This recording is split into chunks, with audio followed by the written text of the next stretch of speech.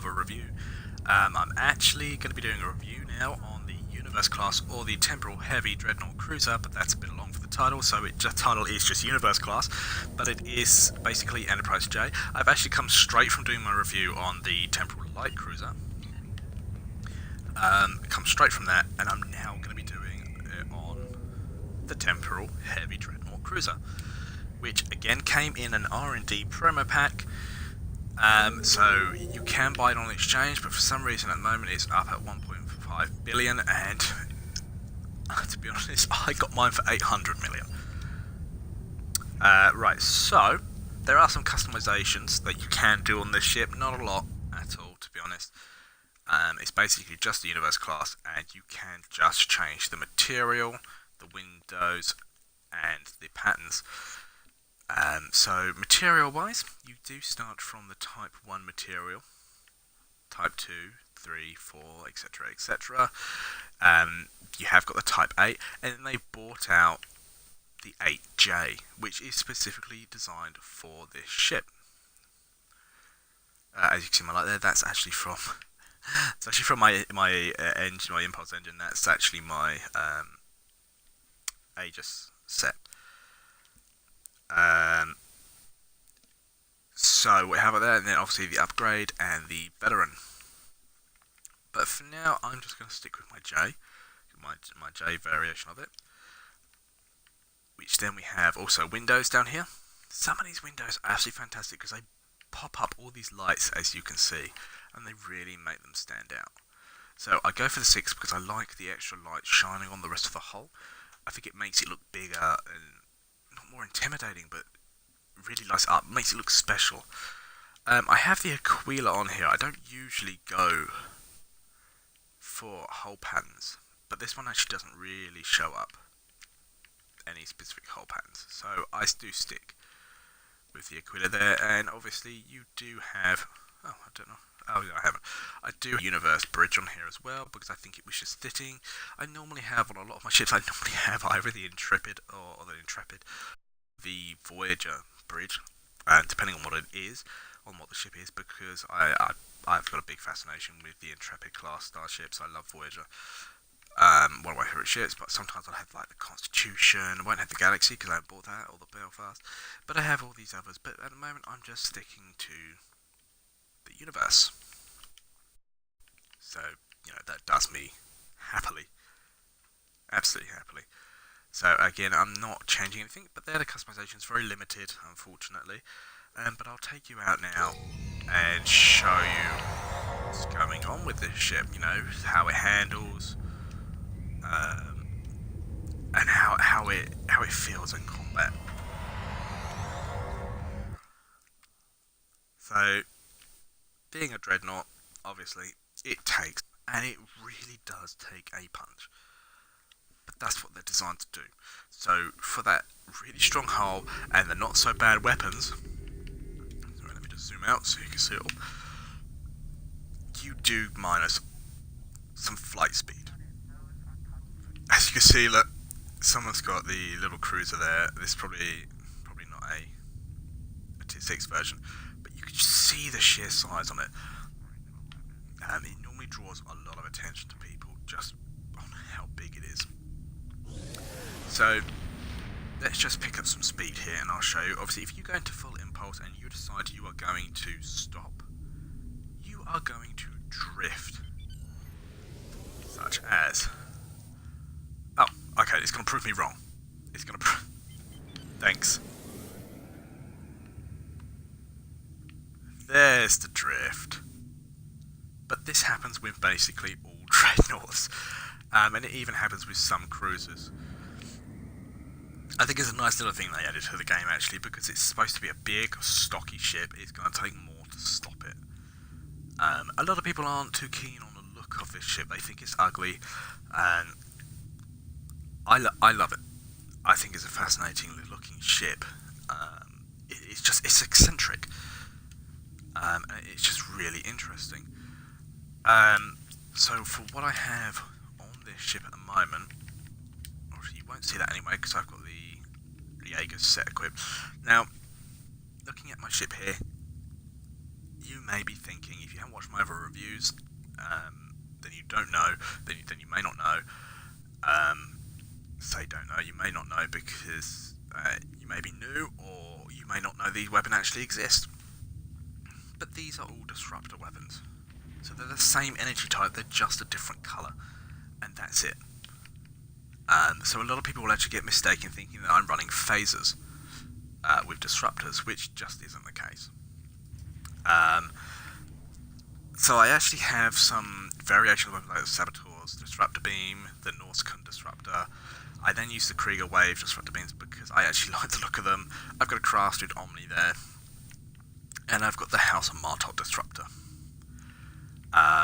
Device-wise, I have the red matter capacitor, which you can get from the Phoenix boxes when they're back in, because at the moment they're currently not here. I've got the Subspace Field Modulator, which I believe is from a mission. But then I start using mainly just fleet consoles mainly. I use fleet consoles on it because obviously they are smashing consoles to use, so if you have a high enough fleet, definitely use them. So I have the Advanced Fleet Resilience Shield, gives you the 5% absorption and 5% bleed through, but I have this on most of my ships because it's just a nice little effect, which I think is pretty good, and mainly the PvEs that I normally do, they normally have disruptor or plasma weapons, so having those resistances there help quite nicely. Again, I have the same deflector as what I normally use, which I will let you, if you're on YouTube watching it, pause so you can see the screen, you can see it because I'm not going to read them all out because it's just going to waste your time. The assimilated sub-transwarp engines, they're just from the Borg reputation. Again, you can read all of the abilities just down here. They are quick engines. They're not the quickest actually when you're flying in the middle of a mission or the starbase, because the Aegis set actually are quicker, but these are quicker than the Aegis in sector speed. So I just keep these on because there's no point in changing back and forth, because a lot of the time you're going to be going through sector speed, and I can't be able to wait through sector speed. Have you seen how big it is? Anyway, the next one is the Fleet Warp Core. It's the Elite Fleet Plasma Integrated Warp Core, but up until recent, that was the only warp cores you can get in the game from the fleet. I believe you can now get more warp cores in the fleet for fleet warp cores now from the Colony set. That's just been recently released. It gives you these abilities here. Again, please stop, pause, read if you want to know what they are. I'm just not going to waste your time because it's a review on the ship and not what consoles really that I've put on there. These hangar pets do great. There are better ones, but these actually do pretty good. This is from the fleet. But I can't remember where I got the Peregrine fires. So yeah, fleet consoles here. They give the 37.5 disruptor damage with the 1.9 critical chance. I will go through these slightly with you these ones. So you have the abilities here. I'm actually looking for the critical chance severity on this one, but it goes off my auxiliary power. So if I whacked my full power to auxiliary, my critical chance and severity would be huge. 0 point, this is from the Romulan reputation. So again, I was just looking for the critical chance on there, but it does have that extra added bonuses there for you. Again, here's all these sets. I will let you read them. Next one. We have the converter here, which gives the control expertise, which is good for the dreadnoughts. Obviously, I haven't got any turn rate consoles really on here, so any proper turn rate consoles on here because I just did not want them. To be honest, I like the big bulky feel. So as you can see, you've got the critical chance and severity there, which is what I was looking for with this. Again, most of my consoles are just looking for this severity and chance. But you have your other abilities right there. So we'll start with this one, the reinforced armaments. So this is an engineering one. You can get this from a mission. The 0 point is from the Romulan rep, as I believe I did actually say. The others are from missions. Other than the next one that I'm going to go on to in just a second, but you have got the power transfer rate here, you've got the hull capacity and hull restoration. You then have the extra abilities here. The set 2 actually works really nicely on escorts with this ship because it gives you that 5% firing cycle haste, so obviously it's quicker to fire. So the next one, this is the lobby store console. This absolutely brilliant little console to use. What I'm going to quickly do with this, I'm going to swap this out. There it is. So you've got the whole capacity there. You've got the control expertise, but I mainly go for the whole capacity and the critical severity because you have a plus 25%. We then have the weapon sensor enhancer, which gives the weapon accuracy. So if you have a too low accuracy, you're not going to be hitting a lot of your shots. You want to get your accuracy to nearer 100 as possible. Then you have the ablative hull plating, which improves your physical and kinetic damage. But I will also let you have a look at the extra abilities, which may help you in your build if you want to build this ship or you want to use this console on any other ship. There we go. So the one I just swapped out was the Saboteur's best friend, or Bounty Hunter. The Saboteur's, it's all from the same place. It's off that lobby again, and it is the Bounty Hunter's friend, which gives you the 37.5 energy damage resistance rating, but it gives you a 28.1 Starship shield restoration at a minus 10% weapon cost, so it actually benefits you quite a bit. You do have other abilities here, but at the moment I'm not bothered about using them. So as you can see on the stats, you have got the accuracy rating. You want to get that nearer 100 as possible. There are more things I could do to this to get that higher. The critical chance and the critical severity there. So you want to get the critical chance to nearer 20. This more works for escorts as well. So if you have a critical chance of 20 and a high critical severity as well, on an escort, it works out wonders. So my defense rating is only saying 10 here, but that is because I am not moving. So your defense is on the chance of people hitting you with their accuracy, etc., etc. And so the higher that is, the lower chance of being hit by their weapons. As you can see, if I start moving, it will start to increase, as you can see. So we have quite a decent hull. It could go higher.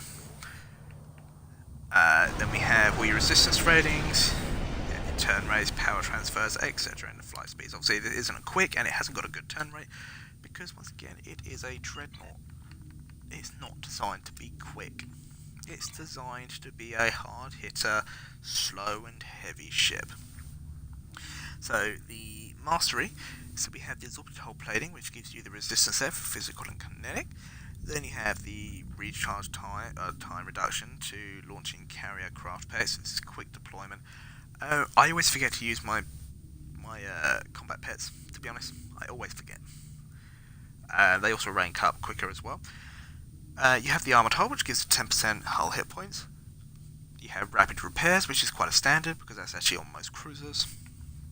And then you have the repair mode for your trait, which is right here. So I'll let you read through all of that if you want to read through it. So just give it a quick pause if you want to. So like I said, I actually have the visuals on here. I actually have the Aegis Covariant Shield and the Aegis Hyper Impulse on this. I could take the engines off, but I don't see a harm in a nice little, just like a little tube effect, just like little like snail trail that you're leaving. So what I'm going to do is I'm going to slip us possibly into, if I get the right section, I did this on my last one, slip us into perhaps into a PvE. Let's go for Federation. Yeah, should we go for the Federation Fleet Alert? We'll go for a Federation Fleet Alert. It's quite a nice little PvE really. It's quick, it's easy. I've even taken level 10s into that PvE, and they've done absolutely fine in it, to be honest. Obviously they would do better if they had a stronger ship, but they only put up like 3 times, which even people that are level 60 seem to detonate quite a lot. And as you'll see in actually my last review on my temporal light cruiser, you'll actually see that I did detonate, but that was actually my fault. not the actual ship's fault. If I had just been in more tune on what was going on, it wouldn't have happened. But I mean, look, even the Kelvin Constitution, which isn't a small ship, is absolutely dwarfed by this thing. So, hopefully it won't be too long. Good, because I almost just pressed a completely different button, which I didn't want to press.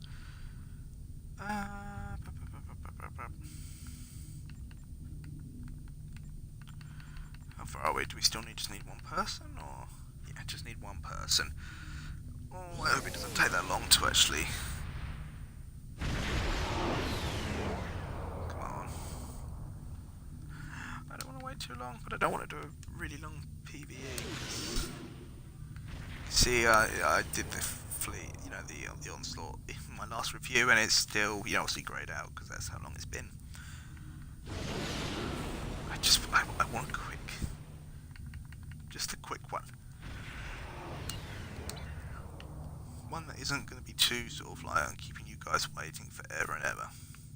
Oh, I actually had hit reverse. Okay, I don't remember that hitting that, but whatever, whatevs. So yeah, there's a lot of things you can do with this. Whilst I am waiting for that PvE to pop up, if the PvE doesn't pop up soon, then I will just take us onto a deep space encounter, because I can't keep you guys waiting that long. Let's hope people haven't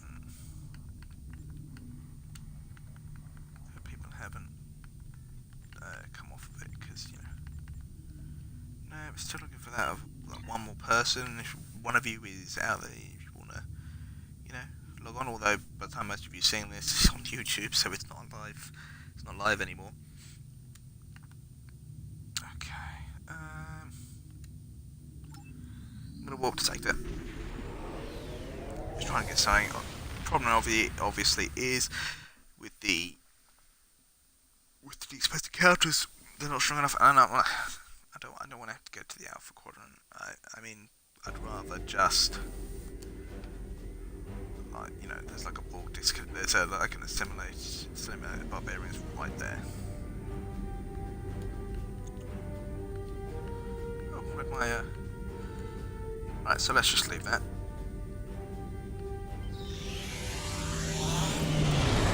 Let's just fly along here, because I want to get it done before it disappears. Because they have a nasty habit of doing that.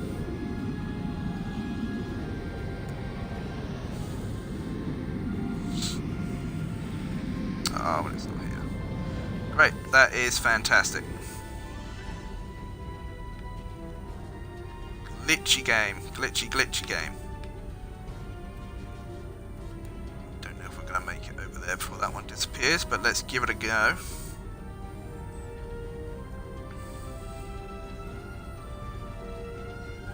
There's quite a few about, but knowing my luck, I'll get to them and they'll disappear. Because that's always happens. Always happens. I'll get there and it's just like, bye, see you later, you don't want to be dealing with this. I'm just like, oh, I wanted that. Oh, it's a shame that Borg one was disappeared.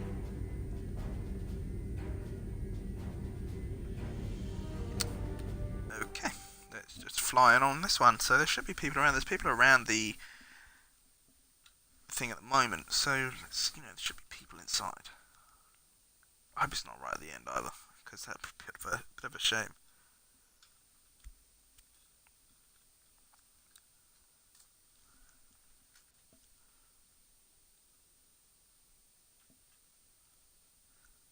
Taking its time to load. There we go.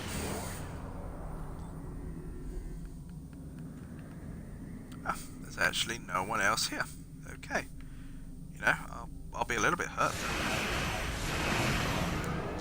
Ah, somebody else is here, which is grand, because yeah. So you do have your abilities which you can change. Your temporal abilities, all temporal ships. I go for the defensive because it gives you that shield power, that shield restoration and all that. So I actually use that.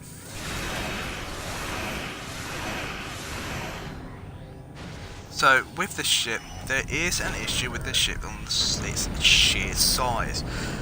Is that you can have targets hit you outside of the 10 kilometers that you see. So I can literally have people who could be about 11 kilometers away and actually still be firing on me because of the sheer size of the ship. You can be targeted at looks like a further distance, but it's actually not. But it does work that way.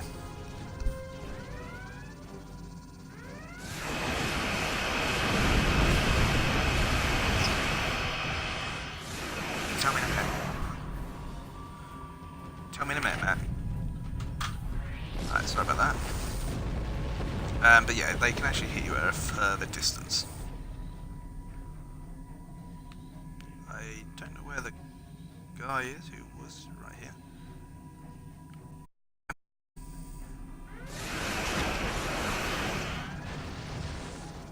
And he's just appeared there. Okay.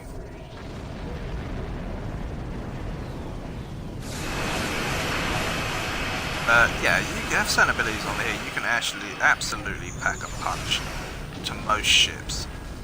And it's good to use. I mean, yeah, turn rate's not great, but oh dear.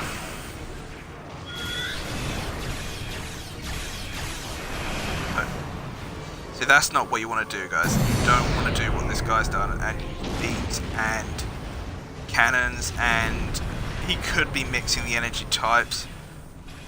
You don't want to be mixing those cannons and beams. It's not good. You would just handicap yourself. So whether you stick with cannons or whether you stick with just beams, always just stick to one. Don't go and decide you want to try and go for a mixture. They may look nice.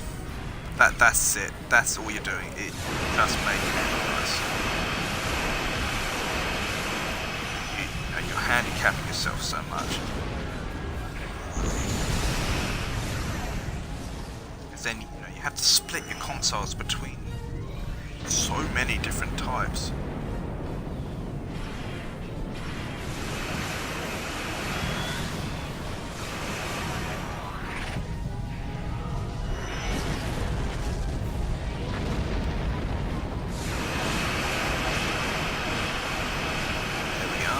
So once this is done, I'll just take you back to Space Dock, and that'll be it. I'm not going to bore you with any more. Obviously, it's not the quickest battle in the world because it's shit. But it works pretty well in stuff like it's connected. You can actually just sit there. You don't really have to move that amount, but obviously you become a weaker target. So to increase your turn rate, obviously you can turn rate constant. You can actually just turn down your speed. So to half the amount, and it will give you that extra little turn rate going on there.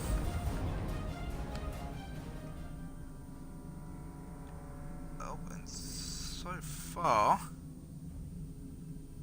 that seems to be it. Okay. So, let's just get back to Earth. Just going to transport there. It's going to be the quicker way. I'm not going to bore you by going through sector speed, or sector space, or sector speed. So let's just take you around here.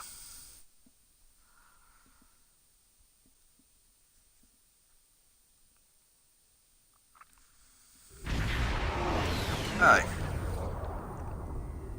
So, that is the temporal heavy dreadnought cruiser. Again, you can find them on the exchange. They are quite pricey, however. So if you have the money, yeah, sure, you can buy them. You can join. You can join in the Universe class cruiser club. But there are ships which will work just as well. So there are pros and cons to this thing. Because it is so large, you're a bigger target, and you are actually slower than... I think you're actually slower than other dreadnoughts like the Kelvin Dreadnought. You are slower, from my opinion. Your turn rate is a lot less. But that's what you are. You are a mobile space station, basically, and that's what this ship is all about. Is you are a mobile space station, so you are going to be handicapped a little bit on there. It's a good little ship. I say little. It's a good ship. Don't get me wrong. But there are better ships that you can use. It's not the best to use at all in a PvP match. I have never taken this thing into near a PvP area because I know it's not going to do well. You can build them so they can really take that beating. And to a point on where people actually can't lower your health. But to be honest, like I said, I'm a tactical officer. I just go for the DPS, and that's what I go for. But it's okay for your PvEs. It's a lovely ship. The aesthetics are great. It's absolutely huge. It draws a lot of attention. And people absolutely do love this ship. As much as people say that it's ugly, a lot of people seem to crowd around you when you're the only one there with that ship. Especially when it first came out, because a lot of people were literally just, hey, this is your ship, where did you get it from? Which, it's always quite nice, you help someone out. But that is my review for the Temporal Heavy Dreadnought Cruiser. Like I said, if it was a 5-star thing, it would probably get a 4 out of 5, to be honest. Just because you do have some handicaps on there. And like I said, I've actually been hit by enemies before I've actually been able to hit them, which seems a little unfair on how they've done that, but that's how it is. There's nothing I can do to change it. Excuse me. But yeah, it's not a bad ship. It's fun to use and just fly around in. Do your non-serious sort of gaming. If you're going for stuff like advanced PvEs, I'd be using something different personally. But just your standard PvEs, it would be absolutely fine. Obviously, you have got your carrier pets there as well, so they will back you up a little, not a lot, but a little. But yes, that is my review for the Temporal Heavy Dreadnought. I hope you've enjoyed the video. Obviously, you can find it all on YouTube under the British Gamer Guys. There are multiple videos of reviews of ships there and builds. If you like the video, please leave a like and subscribe. Sign up to subscribe to the channel, both on here and on here being Twitch and on YouTube. And it really does help me out. So I hope you all enjoyed it, and I will catch you again at another time. Bye.